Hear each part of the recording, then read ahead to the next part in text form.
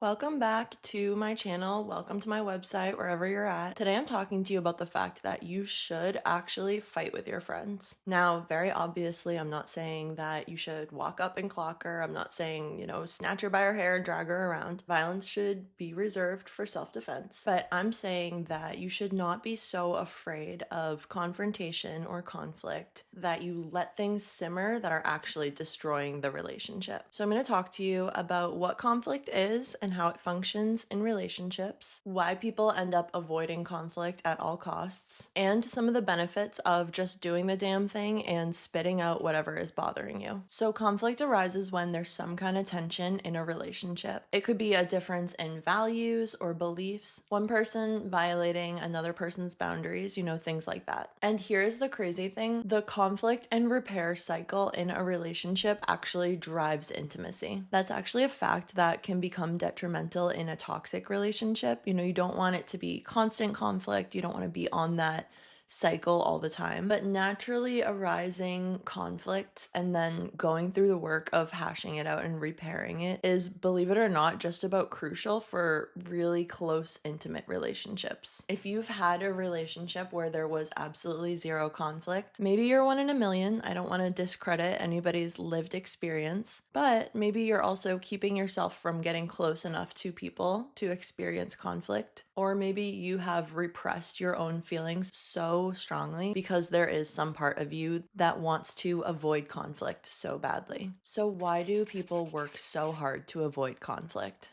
Well, I think I can sum it up in 2 words: toxic conflict. Not all conflict is created equal. While some types of conflict can be healthy and drive connection, other forms of conflict are really damaging and harmful to relationships. And unfortunately, many of us are exposed to this kind of toxic conflict in multiple ways throughout our lives. If you grew up around any form of domestic violence, you will have learned the lesson that conflict is not safe. If you were hurt or punished in any way for disagreeing with your parents, you will have learned that conflict is not safe. When you are coming through the education systems and conflict is not tolerated because the adults around you don't know how to deal with it either, and you're told that you have to avoid it at all costs, be nice to everybody, make sure you never hurt anybody else's feelings, etc., you will pick up on that message that conflict is not safe. You will also likely come into contact with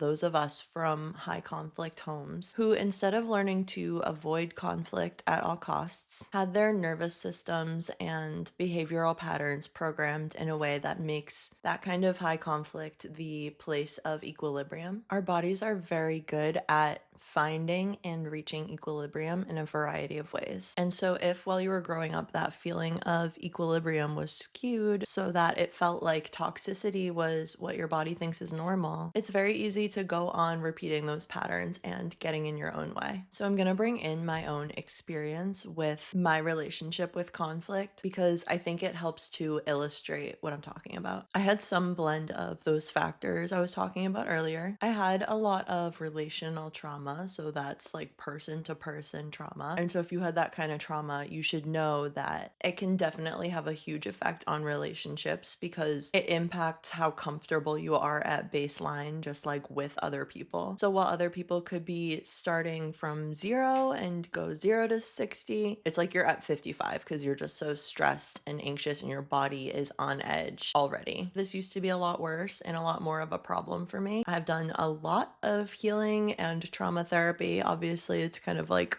the whole thing that I talk about because I'm so passionate about other people getting to experience the peace I've since gotten to experience. But it's something that just used to be really hard. So for people that this applies to, for one thing, you're starting off in a really heightened place whenever you're kind of interacting with other people compared to like the average. And then the other thing that makes it hard is that it's so easy to get set off and get triggered over something. If you are hyper vigilant for something to go wrong in your relationships, or you're just waiting for that moment that you feel disrespected, manipulated, or abandoned, it is just so easy, simple for everyday people who are not trying to cause you harm and just say or do, something human, for that to touch on some of that trauma. Those alerts that something like that is going to happen are overly sensitive and overactive. And so when that happens, without going through the process to heal yourself, You'll just come out with all these different tools that a younger version of you learned to use, like just lashing out, maybe like swearing at someone or cutting them off. Because if you have that kind of like relational trauma, you might think, I need to just make this end so that I can feel safe again. So whether you were a person like that, like I have been in the past, or you just knew someone like that, because most of us do, you will also continue to internalize that message that conflict is not safe or a friendship cannot withstand conflict. So all of those are some of the key reasons that people will avoid conflict at all costs. They will have picked up the message that conflict is nasty, conflict is messy, conflict is dangerous, and conflict leads to the end of relationships. Another little reason that people don't engage in appropriate conflict in their relationships is a lack of confidence that they can attract and maintain healthy, appropriate friendships. But now let's talk about why you would bother to engage in conflict.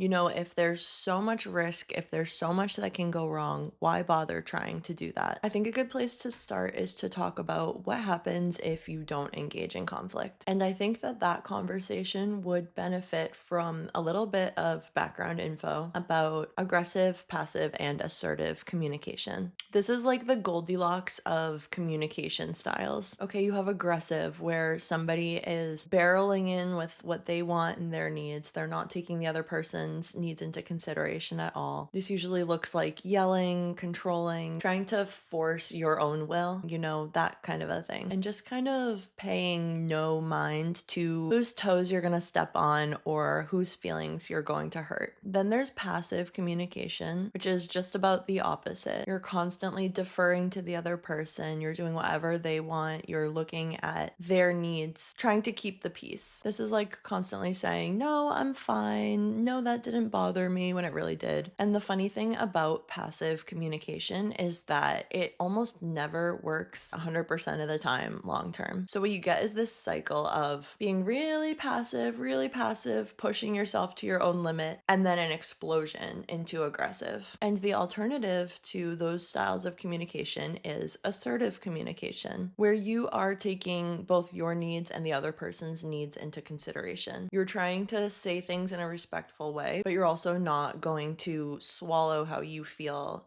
just to keep the other person comfortable. You're setting boundaries. You're speaking candidly. And by not bringing up conflict, it actually stops you from feeling close to this person who's in your life. When resentment starts to build and there's no healthy way to communicate about it, it just simmers and it's not good. I wanted to make this video because I had two different experiences over the past several years of having what felt like a really scary, conflictual conversation with a close friend, which I'll talk about more later. But leading up to the moment of conflict, I was not feeling close to them. And even when I would see them, it felt like there was a wall there. There was resentment under the surface. And I started to get to a point where I wondered if the relationship was worth it or if I should just start to pull back. And it almost felt like I got to a point where I didn't feel like I had much to lose, because I was like, I'm feeling so badly in this relationship because of this thing. And so that's one of the negative impacts that can happen if you don't address conflict. Because again, conflict is healthy and natural, and avoiding it when it's really impacting you is not. It can tear apart really close relationships because you're just not able to get to that level where you talk candidly about something that's bothering you. So like I explained a little at the beginning, engaging in conflict, having a tough conversation with someone, and then also engaging in the repair process is actually how you have those deep,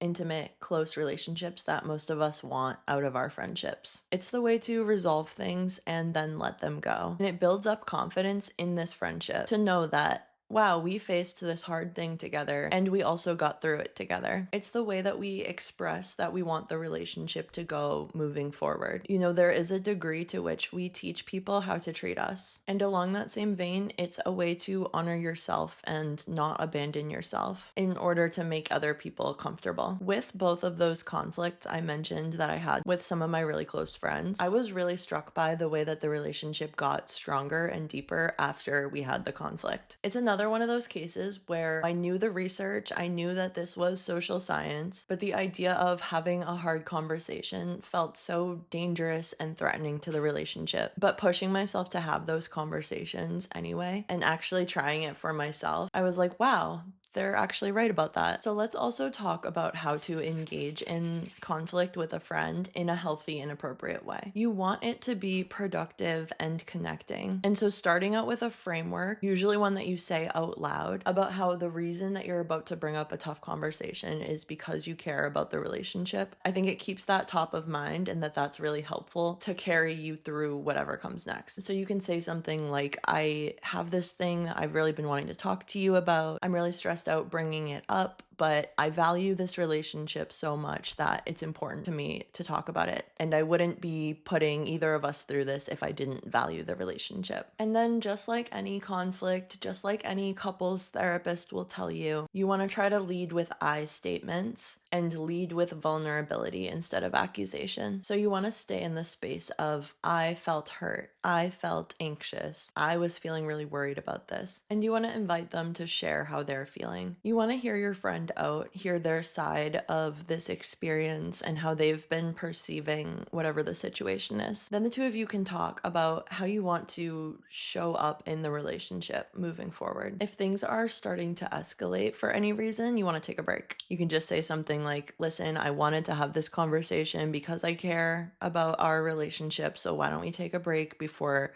either of us say things we don't mean. Ultimately, you do also have to recognize what is and is not within your control. And you may learn through the process that your friend is not capable or not at an emotionally mature place right now to engage in conflict resolution. And that is really good information to have. It doesn't have to be black or white. You don't have to make any decisions about the friendship just based on that, but it will give you information about how close you actually can get to this person and what you can expect from them. Then you can decide what spot you want that friend to hold in your life and invest your time and energy accordingly. But even if that worst case scenario happens, you will know that you can trust yourself, that you will speak up on your own behalf. And that is ultimately one of the most important relationships we have. But I want to know what you think. Let me know. Have you ever gotten into a fight with your friend? What happened? What's your perspective on it now? Is there anything you would have done differently? And thank you so much for watching. I'll talk to you in the next one. Bye.